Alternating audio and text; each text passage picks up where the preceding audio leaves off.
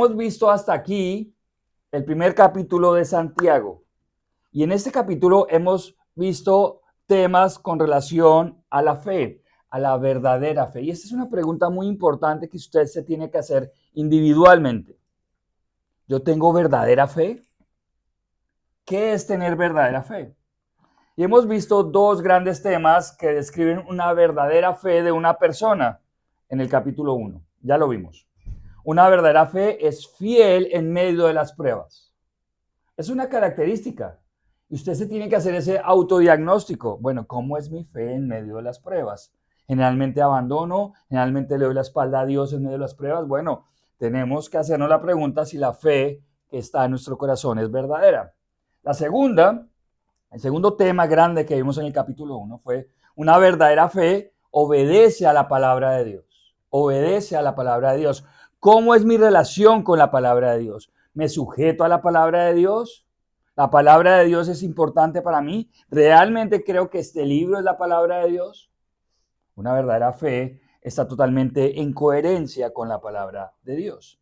Y hoy vamos a ver el tercer gran tema de la epístola de Santiago, de la carta de Santiago, y un tema que tiene que ver más con el prójimo, con el que está cerca. Eso es lo interesante de la predicación expositiva, la llamamos nosotros, bueno, la llaman en muchos lugares. El tema lo coloca la Biblia, no el predicador. Y eso nos da mucho descanso porque Dios nos quiere hablar acerca de esto porque es el tema que nos compete. Lo que quiere decir Santiago es que, bueno, ya vimos la fe en medio de las pruebas, la fe con relación a la palabra de Dios y ahora con el prójimo. Eso quiere decir que el cristianismo es integral. Es integral. Tiene que ver con Dios, con nosotros mismos, pero ahora con los demás.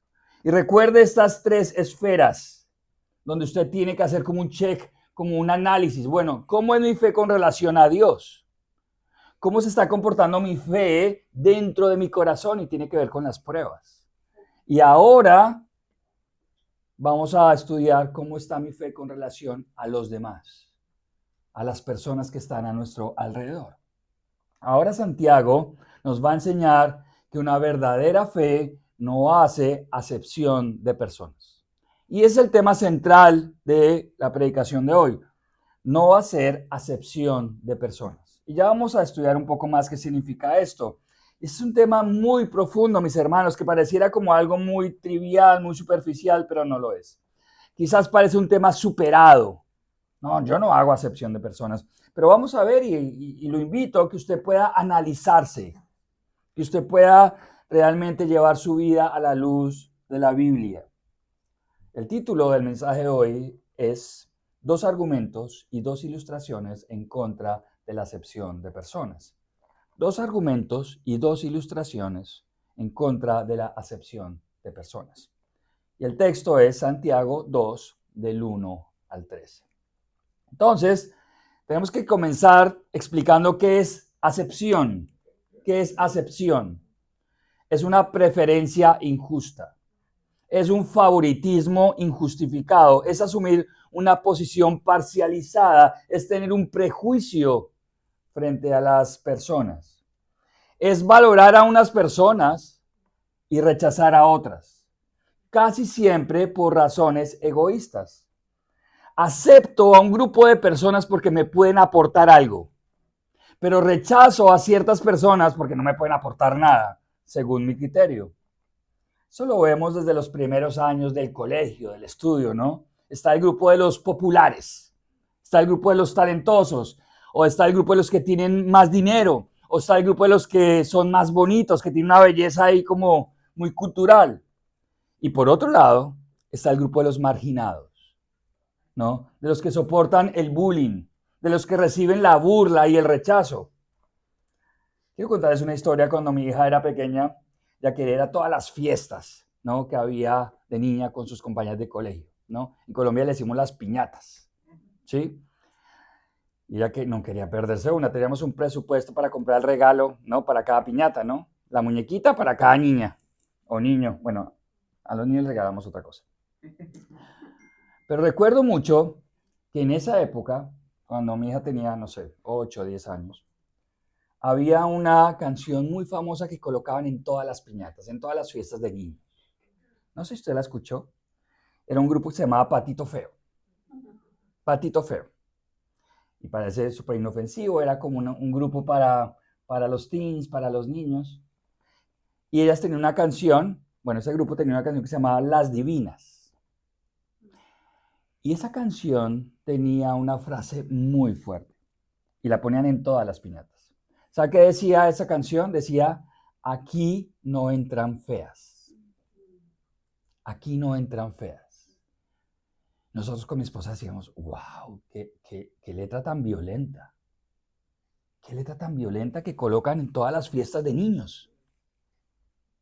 Imagínense la presión, y creo que todos lo sabemos, la presión en torno a la belleza, el que es como simpático, como que tiene buen look, y todo este tipo de cosas que se manejan en el colegio. Esta violencia, esto es violencia pura.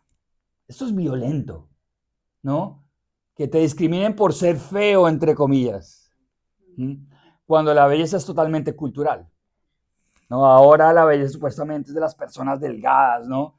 Y si usted estudia un poquito la historia en el Renacimiento, la belleza era de las personas robustas. Y las mujeres eran más valoradas cuando eran más robustas, ¿no? Y ahora tenemos otro tipo de parámetros. Nuestra sociedad está llena de etiquetas que categorizan a los seres humanos, lamentablemente. Lamentablemente eso no se queda solo en los años de colegio. Esto pasa en diferentes ámbitos de nuestra sociedad. Esto es extremadamente señalable y tenemos que hablarlo. No puede estar presente en la iglesia del Señor Jesucristo. Hacer acepción de personas es algo que no puede suceder en nuestra iglesia y en ninguna iglesia que sea completamente bíblica. Entonces, hacer acepción de personas es cuando le damos a alguien un trato diferente. De segunda clase. De cierto tipo de personas que no cumplen nuestros estándares requeridos por nuestra manera de ver la vida. Un verdadero cristiano trata a todos por igual, sin favoritismos ni parcialidades. Y vamos a ver este texto bíblico de la siguiente manera. Vamos a ver dos argumentos que expone la palabra de Dios que nos exhortan a no hacer acepción de personas. Y cada argumento tiene una ilustración. Por eso son dos ilustraciones. Dos argumentos, dos ilustraciones en contra de la acepción de personas. ¿Qué es una ilustración? Es un ejemplo. Es un ejemplo pedagógico que el autor utiliza para explicarnos mejor el argumento. Vamos a ver el primero, que se enmarca en el contexto de los pobres, de los menos favorecidos en términos económicos. Y miremos por qué debemos evitar la acepción de personas. Entonces el argumento número uno es porque Dios no hace acepción de personas. ¿Por qué no debemos hacer acepción de personas? Porque Dios no lo hace. Dios no lo hace. Y estamos en el texto, veamos el verso 5. Yo lo voy a manejar de manera un poco libre para poder hacerlo más claro. Pero está ahí. Mira el verso 5. Ahí está el primer argumento. Hermanos míos, amados, oíd. ¿No ha elegido Dios a los pobres de este mundo para que sean ricos en fe y herederos del reino que ha prometido a los que le aman? Dios escogió a los pobres. Mire lo que está diciendo este versículo. Dios escoge a los que no son escogidos a los ojos de este mundo. Dios escoge a los pobres, a los marginados, a los débiles. ¿Sabe para qué? Para que su nombre sea glorificado. Para que la conclusión sea, ¿sabe qué? Dios fue quien lo hizo. No fueron los recursos, no fue el talento, no fue la belleza, no fue el carisma de una persona. Fue Dios. Esto quiebra los paradigmas humanos que solo admiran al rico, al inteligente, al fuerte, al atractivo. Es Dios que hace todo por su gracia. No es la riqueza del rico, no es la sabiduría del inteligente, no es la fuerza del fuerte, no es la belleza del atractivo quien consigue el favor de Dios. Es gracia. Mira lo que dice 1 Corintios, si usted quiere anotar allí, 1 Corintios 1, 26 al 27. 1 Corintios 1, 26 al 27. Mira lo que dice, verso 26. Aquí está hablando Pablo.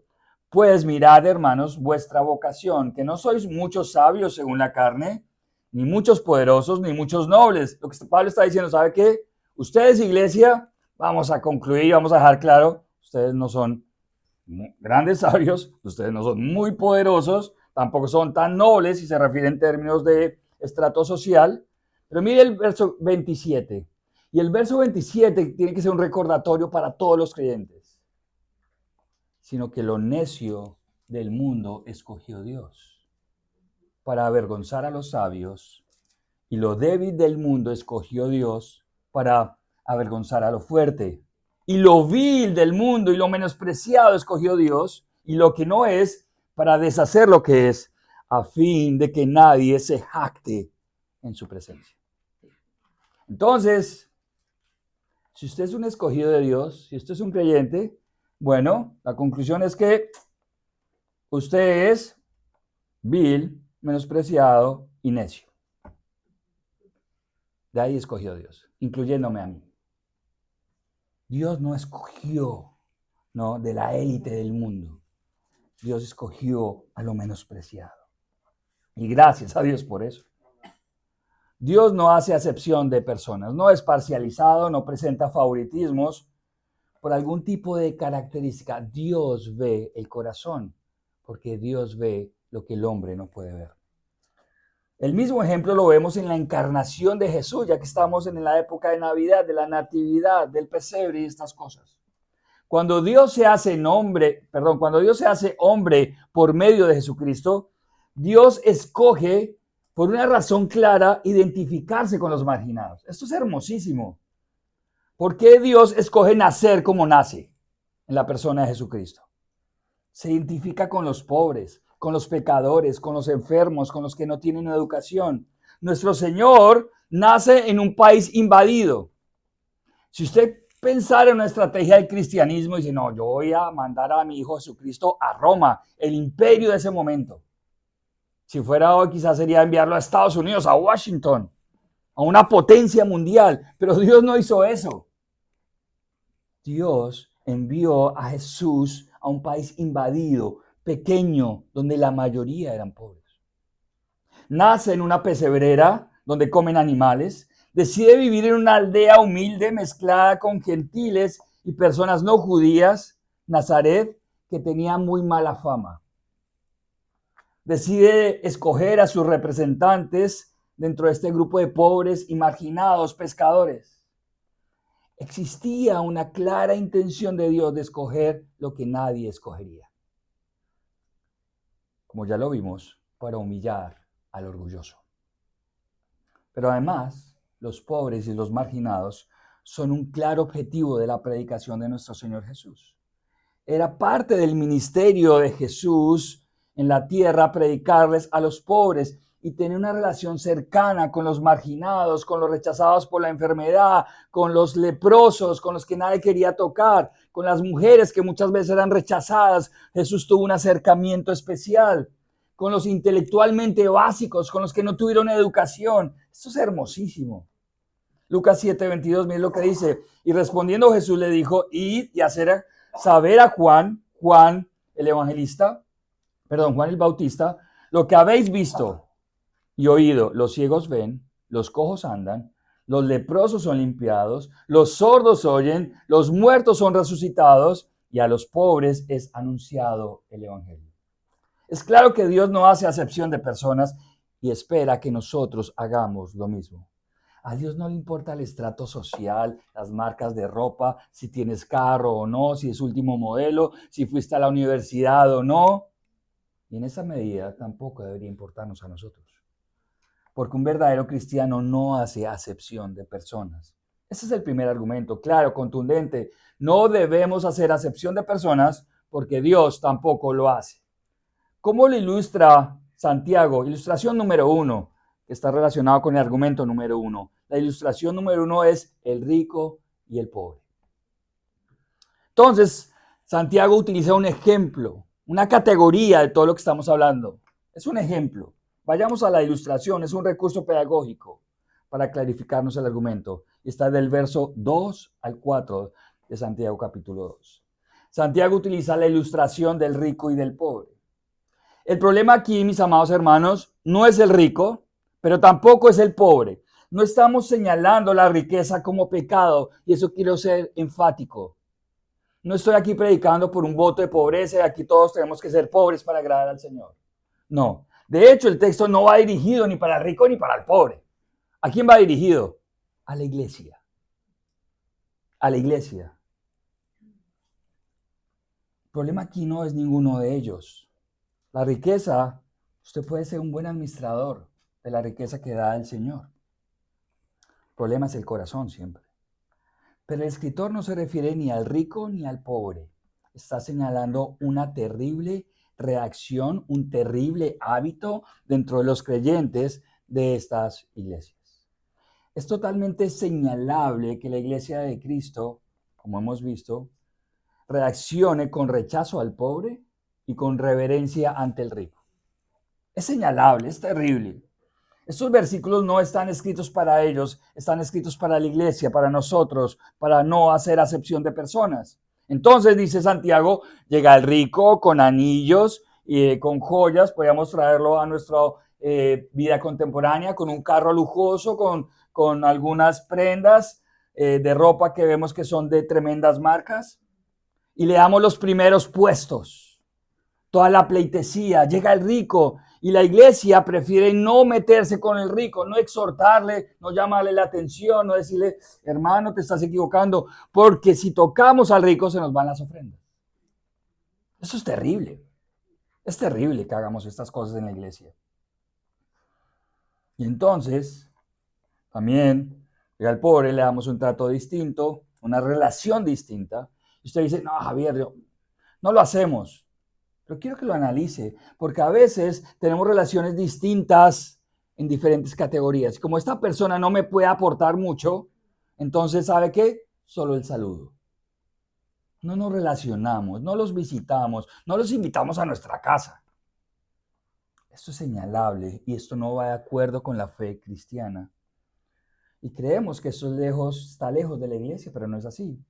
Vemos como la enseñanza en muchas iglesias acerca de la teología de la prosperidad, no sé si usted la ha escuchado, teología de la prosperidad, que enseña que el evangelio está para que usted se haga rico, para que usted sea próspero económicamente. Y cada vez es más común y frecuente. Una vez escuché a un pastor en Colombia, en una de las ciudades de Colombia que se llama Cali, una iglesia muy grande en Cali, y él predicó en contra de los pobres, diciendo que ser pobre era pecado. ¿Cómo se iba a sentir un pobre en esa iglesia? Ahora este pastor es político, porque está detrás del dinero. Generalmente, esta enseñanza busca riqueza y poder político a la vez. Este tipo de predicadores son falsos maestros de la Biblia, rechazando a los pobres cuando Cristo los ha nombrado como cercanos. Es increíble. Debemos tratar a los pobres y a los ricos por igual. Tampoco es una licencia para tratar mal al rico y decir que todos los ricos son deshonestos. Esto no es una licencia para eso. Pero tampoco es un permiso para tratar al pobre como perezoso. Haz que usted es pobre porque no trabaja. Aunque en los dos casos hay excepciones. Santiago termina esta sección afirmando que la iglesia ha ofendido al pobre, favoreciendo al rico. Ese rico, dice el versículo 6, que muchas veces oprime al pobre.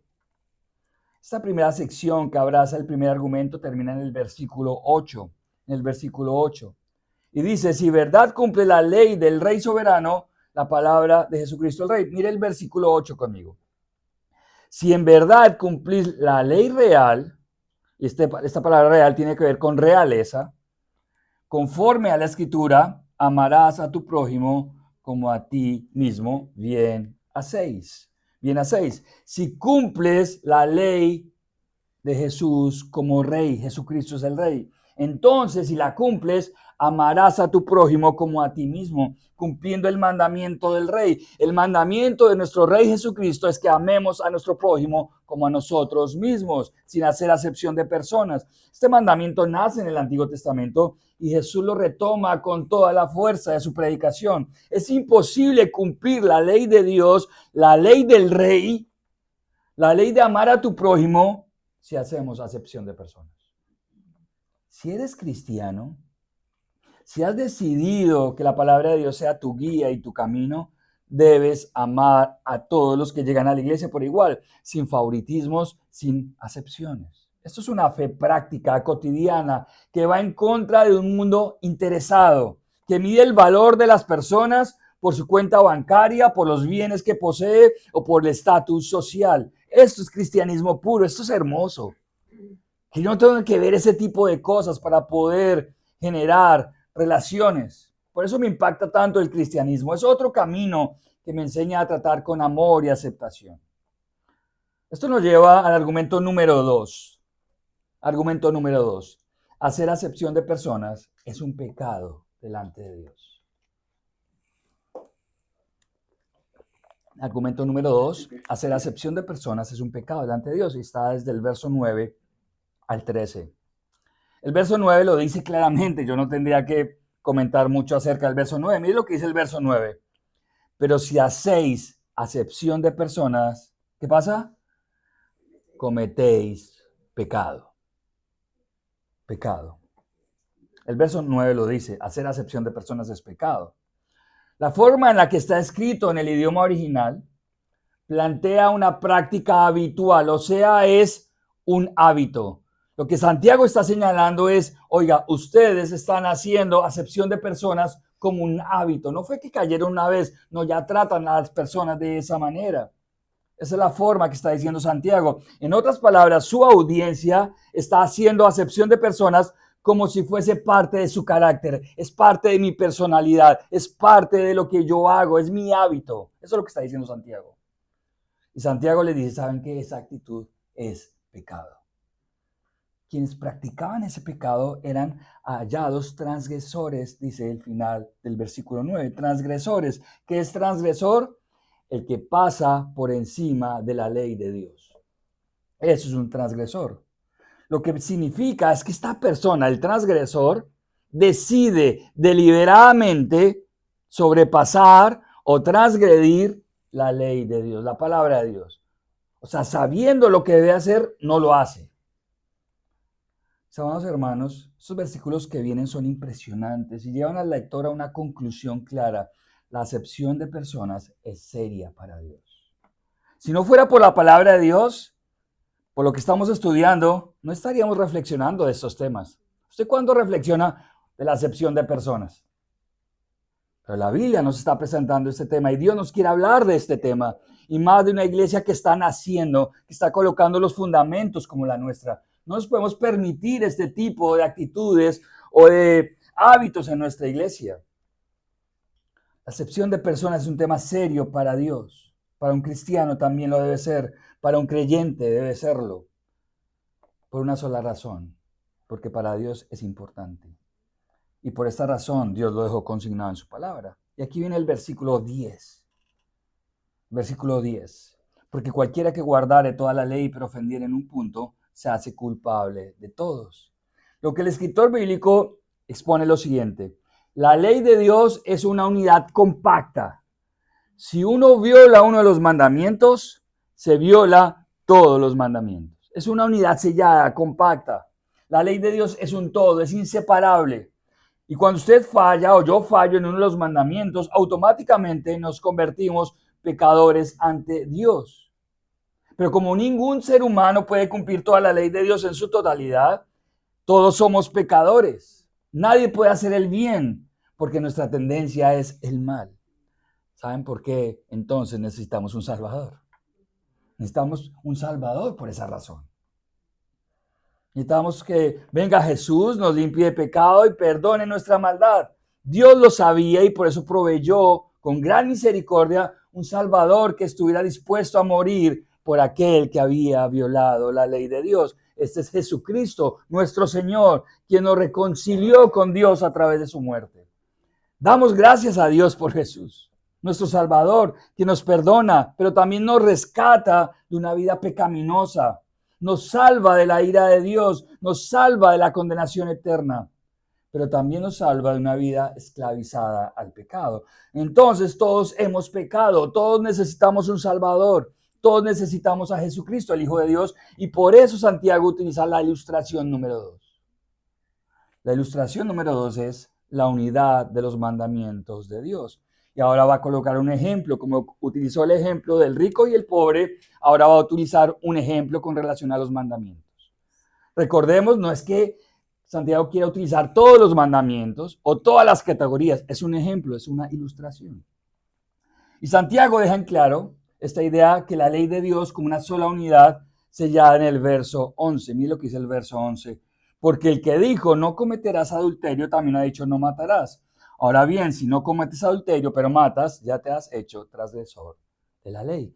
Entonces uno dice, estamos hablando de acepción de personas y ahora porque Santiago está hablando de adulterio y de matar. Es una ilustración. Hace referencia a que el mismo Dios que decretó que el adulterio es pecado es el mismo que dictaminó que matar es pecado. Y utiliza claras referencias a los mandamientos que están pensados en el prójimo, ¿cierto? Cuando una persona cae en adulterio, ¿a quién afecta? A su prójimo, quizás al más cercano, a su esposo o a su esposa. Cuando mata, ¿a quién afecta? A su prójimo. Utiliza claras referencias de mandamientos que están pensados en el prójimo. Dios siempre está pensando en una relación de amor entre sus pares, entre las personas. Y no es casualidad que Santiago haya utilizado mandamientos en esta sección. El no cometerás adulterio, el no matarás, son mandamientos que atacan al prójimo. Este argumento, esta ilustración solo puede llevarnos a una conclusión.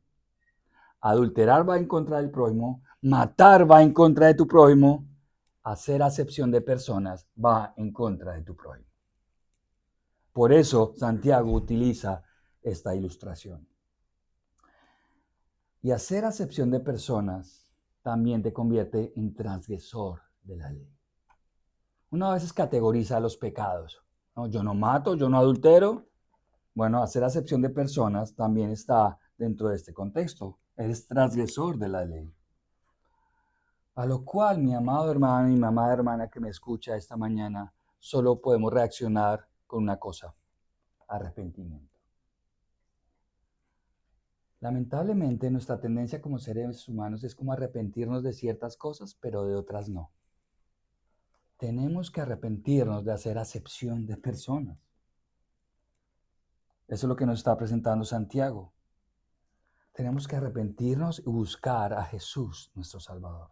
Porque si Dios dice que es pecado, y si Dios ha concluido que para Él es serio, entonces para mí como hijo de Dios también es pecado y también es serio e importante. Es entonces que el cristiano concluye que el favoritismo, que el juicio parcializado es un pecado para Dios, que atenta contra la ley real, la ley de nuestro Rey Jesucristo, eterno Salvador.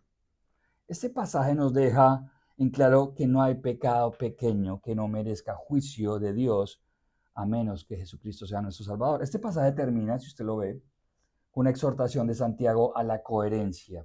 Verso 12. Así hablad y así haced, como los que habéis de ser juzgados por la ley de la libertad.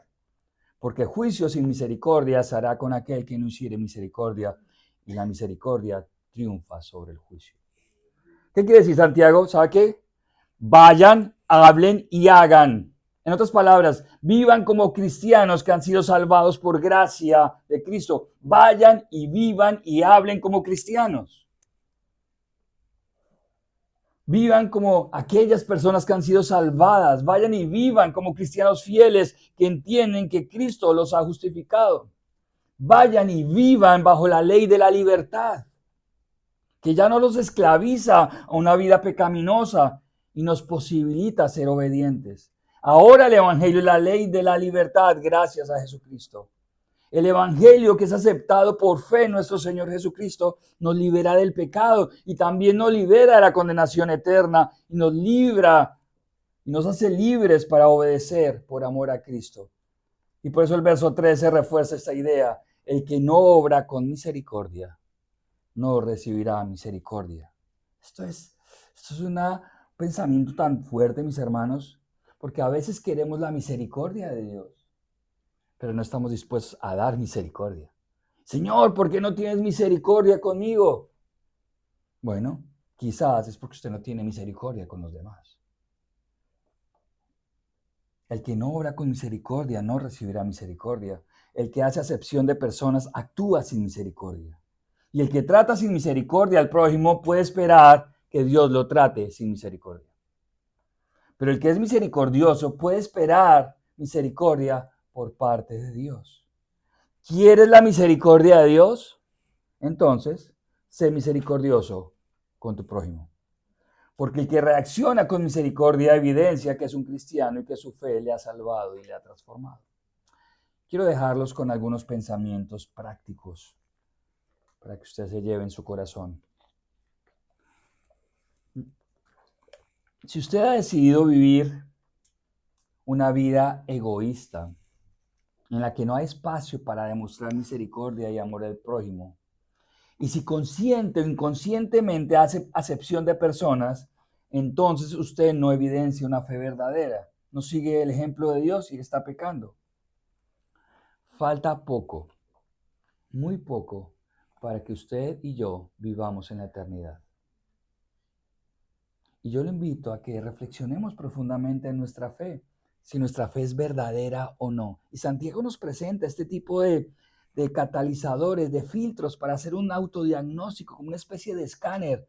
¿Cómo está nuestra vida con las pruebas? ¿Cómo está nuestra fe con las pruebas? ¿Cómo está nuestra fe con la Biblia? ¿Cómo está nuestra fe que se aplica a la relación con los demás?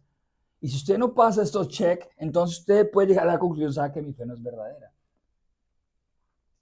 Si usted no experimenta un amor por Dios, por su palabra, por la iglesia de Cristo, por los hermanos, por el prójimo, por los perdidos, si usted concluye que usted sigue siendo el mismo a pesar de los años, si usted sigue pensando que sus pecados no son graves, entonces vaya urgentemente a su casa, enciérrese en su habitación y ore pidiendo perdón, rogando por la salvación de su alma y pida que Cristo venga a su vida.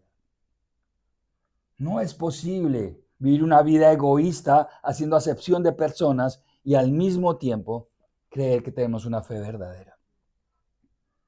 Usted puede estar haciendo acepción de personas, este es mi segundo pensamiento. Usted puede estar haciendo acepción de personas en primera instancia con su familia. Con su familia.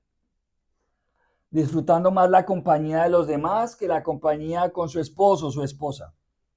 Comparando su pareja todo el tiempo con la pareja del vecino, con la pareja de las películas. Parece chistoso, pero lo hacemos todo el tiempo. Ay, ojalá mi esposo fuera tan romántico. Ojalá mi esposo me regalara flores. Ojalá mi esposo me regalara ese carro. Usted puede también tener una especie de favoritismo con alguno de sus hijos. ¿Saben que eso es algo que hiere profundamente a sus hijos? Cuando usted tiene un favorito en la casa, usted hiere profundamente el corazón de sus hijos. Usted está haciendo acepción de personas.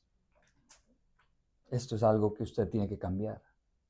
Algo que puedo ver en ocasiones es que muchas veces somos muy amables con todos, menos con nuestra familia.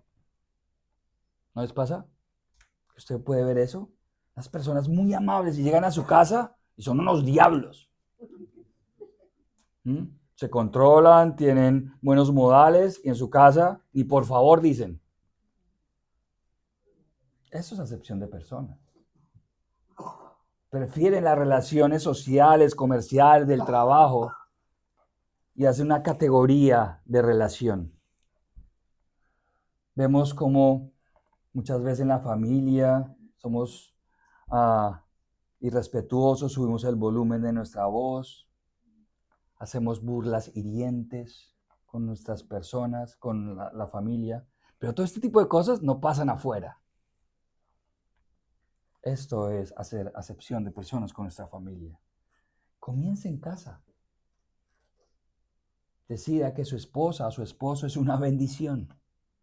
Decida que sus hijos son una bendición, incluso aunque no sean creyentes, con sus defectos, con sus aciertos, son una bendición. Creo que recordamos muy bien que nuestra pareja, nuestros hijos son pecadores. Esa verdad para nosotros como creyentes está claro. No, mi esposo es un pecador, mis hijos, pecadores. Pero olvidamos fácilmente que nosotros también lo somos. Otro punto. lo animo a que se relacione en la iglesia con todos por igual. A veces tenemos preconcepciones injustas hacia los demás. Los jóvenes no les hablan a los adultos o a las personas de tercera edad porque creen que son aburridos. Entonces no hablo con los viejitos porque son aburridos. No tenemos nada en común. You know? Nosotros somos los cool, ellos son los aburridos. Los adultos no le hablan a los jóvenes porque son tan inmaduros. No me relaciono con los de cierto país porque he concluido que son de cierta manera. Y yo le pido que tenga mucho cuidado. Y los latinoamericanos somos muy laxos con esto. Es que los de cierto país son así. Es un racismo ahí interno con los propios latinos. ¿No? Es que los de cierta zona son perezosos, no les gusta trabajar. Tengan cuidado con eso. No me gusta acercarme o hablar con los que son tímidos, porque no son como yo. No me acerco al que tiene un nivel intelectual más bajo, porque la conversación, ¿sabe qué? Va a ser una pérdida de tiempo. Y no me gusta relacionarme más con personas mayores, porque es que los mayores saben un poco más, pero con los de mi propia edad no me gusta porque es que son como medio, no quiero utilizar una palabra fea, ¿no? Medio cerrados. Entonces prefiero un desafío intelectual en mis relaciones. Eso es hacer acepción de personas. Todo eso son expresiones, y hay más, de una clara acepción de personas. Y sabe que la mayoría es producida por nuestro orgullo. El orgullo alimenta la actitud de hacer acepción de personas. Me creo más que los demás. Es el punto. Los demás no son dignos de mi amistad, ni de mi tiempo, ni mis relaciones. Amada iglesia, esto no puede estar presente en medio de nosotros. Mi oración ha sido que nuestra iglesia sea reconocida como una comunidad que ama, que evita los favoritismos. Yo lo animo a que usted sea intencional. Busque relacionarse con todos. Aquí no somos muchos todavía. Busque relacionarse con todos. Hablar un rato con las personas quizás que no están en su esquema mental. Si usted hace acepción de personas fácilmente, usted tiene un pecado de carácter. Si usted se fija fácilmente en los defectos, si usted tiene un espíritu de que lo critica todo y le impide valorar, yo lo animo a que se arrepienta. Si usted cree que siempre su opinión es más valiosa, usted tiene un problema de orgullo que lo lleva a hacer acepción de personas. Estas dos actitudes son pecado. Finalmente, yo lo animo a que recuerde esto en su corazón. La gracia que hemos recibido de Dios es mayor a la que nosotros le damos a nuestro prójimo. Dios lo ha perdonado mucho más. Dios le ha aceptado mucho más cosas a usted que lo que usted tiene que aceptar a su prójimo. De gracia.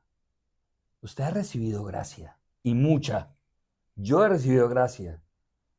De gracia a los demás.